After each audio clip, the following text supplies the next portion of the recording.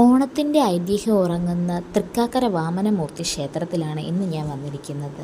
തുല്യ പ്രാധാന്യത്തിൽ കുടികൊള്ളുന്ന പരമശിവൻ്റെ സന്നിധിയിലെത്തി ഭഗവാനെ തൊഴുത ശേഷമാണ് വാമനമൂർത്തിയുടെ നടയിലേക്ക് പ്രവേശിച്ചത്. ഇന്ത്യയിൽ തന്നെ വാമന സങ്കല്പത്തിലുള്ള വളരെ ചുരുക്കം ക്ഷേത്രങ്ങളിലൊന്നാണ് തൃക്കാക്കര വാമനമൂർത്തി ക്ഷേത്രം. എറണാകുളം ജില്ലയിലെ തൃക്കാക്കരയിലാണ് ഈ ക്ഷേത്രം സ്ഥിതി ചെയ്യുന്നത്. ചതുർബാഹുവായ മഹാവിഷ്ണുവാണ് ഇവിടുത്തെ പ്രധാന പ്രതിഷ്ഠ. ഭഗവാന്റെ 5ാമത്തെ അവതാരമായ വാമനൻ്റെ പേരിലാണ് ഈ ക്ഷേത്രം അറിയപ്പെടുന്നത്. പ്രധാന സവിശേഷത ഹരിയും ഹരനും തുല്യ പ്രാധാന്യത്തിൽ വാഴുന്നു എന്നുള്ളതാണ്. ഇവിടുത്തെ പ്രധാന ഉത്സവം ഓണമാണ്.